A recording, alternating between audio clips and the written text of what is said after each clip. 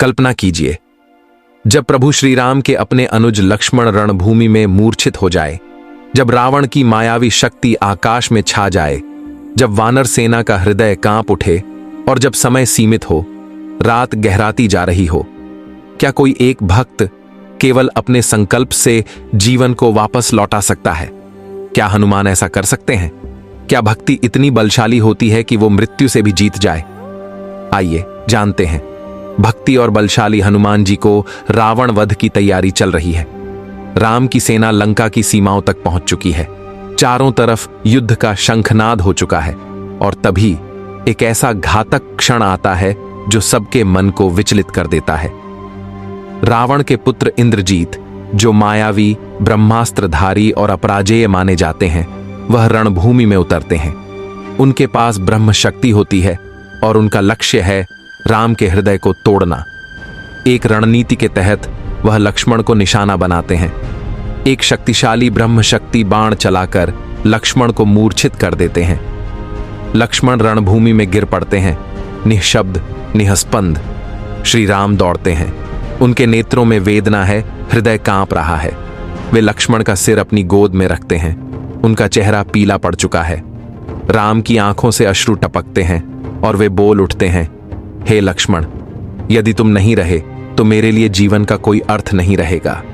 जानकी को वापस लाकर भी मैं कौन सा सुख अनुभव करूंगा? तुम मेरे प्राण हो। विभीषण और जांबवंत उन्हें सांत्वना देते हैं। प्रभु, हमें अभी हिम्मत नहीं हारनी चाहिए। कुछ न कुछ उपाय अवश्य होगा। वैद्य सुषेण को बुलाया जाता है। सुषेण लक्ष्मण की नाड़ी देखता है और गंभीर स्वर में कहता है, एक ही उपाय है, संजीवनी बूटी, जो केवल द्रोणगिरी पर्वत पर मिलती है। लेकिन ध्यान रहे, वह बूटी केवल रात्रि के मध्य चमकती है। सूर्य निकलने से पहले लाना आवश्यक है, अन्यथा। राम पूछते हैं, कौन जा सकता है इतनी तीव्र गति से? कौन पर्वत पार कर हिमालय तक जाकर वह बूटी ला सकता है? वहां मौन खींच जाता है और तभी एक आवाज आती है, गूंजती हुई, दृढ़ और वचनबद्ध, मैं जाऊंगा प्रभु।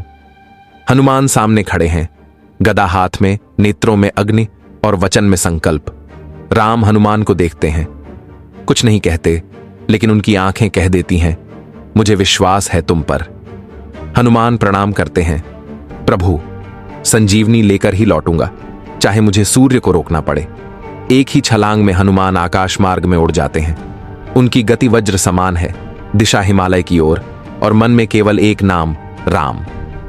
हनुमान आकाश मार्ग में उड़ रहे थे। हिमालय की दूरी अधिक थी, पर हनुमान की गति समय से तेज थी।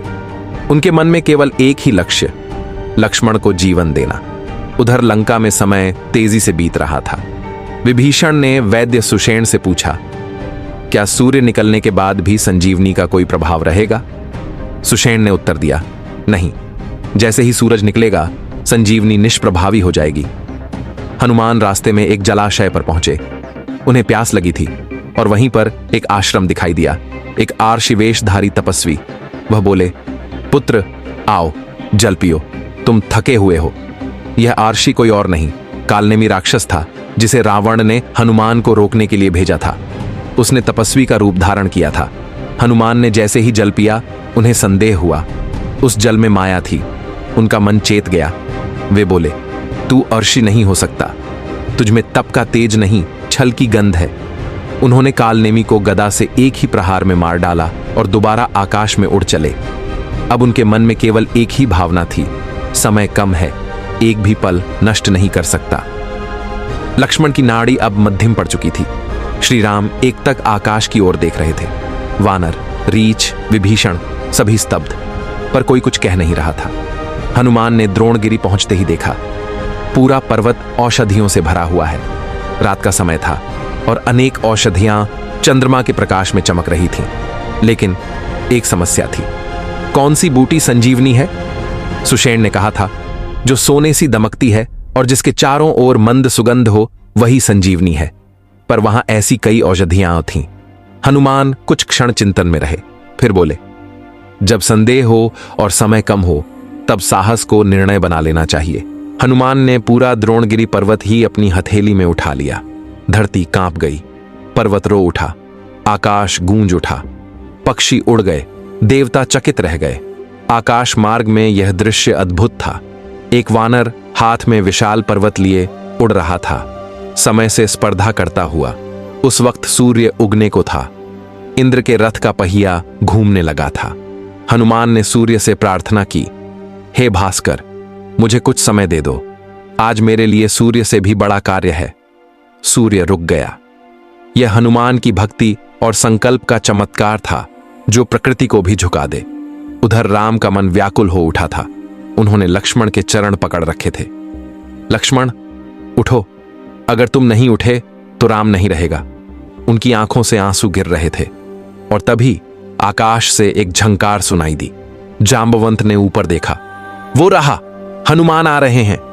हनुमान ने सीधे पर्वत को सुषेण के सामने रखा। सुषेण ने बिना देर किए बूटी को पहचान कर निकाल लिया और लक्ष्मण की नासिका में गंध दी। सबकी आंखें लक्ष्मण पर थीं। कुछ क्षण बीते, फिर लक्ष्मण ने हल्की सांस ली। फिर उनकी आंखें खुलीं और वे बोले, भैया राम। श्री राम ने उन्हें गले से लगा लिया। आंखों से आंसू बहते रहे। यह केवल भाई की वापसी नहीं थी, ये जीवन की विजय थी, भक्ति की विजय थी।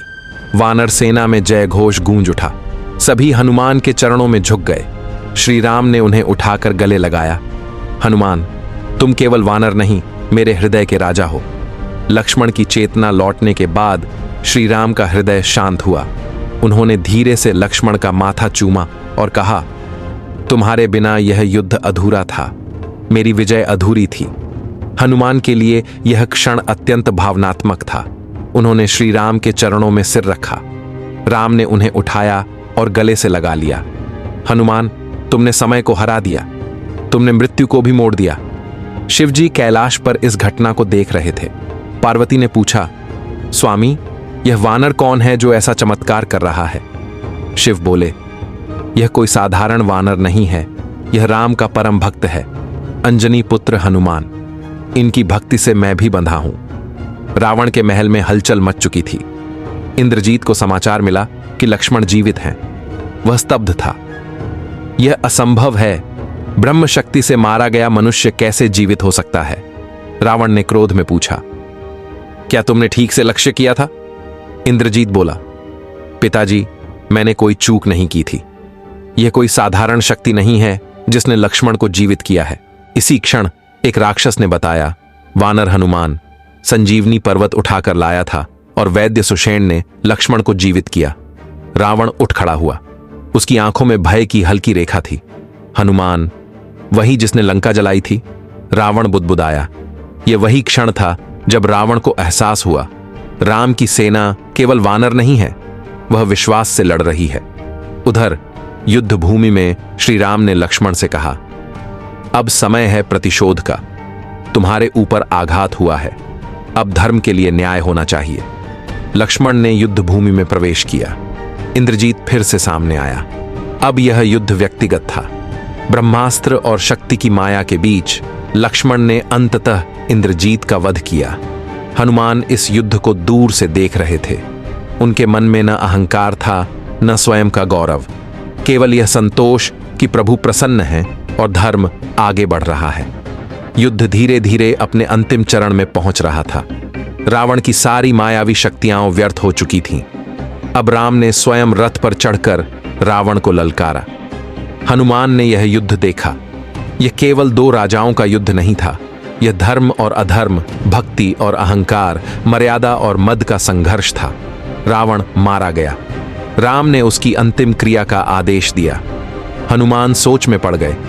जिसने सीता माता को अपहृत किया, जिसके कारण इतना विनाश हुआ, उसे भी राम करुणा दे रहे हैं? हनुमान ने पूछा, प्रभु, आप इस पापी रावण को भी क्रिया दिलवा रहे हैं?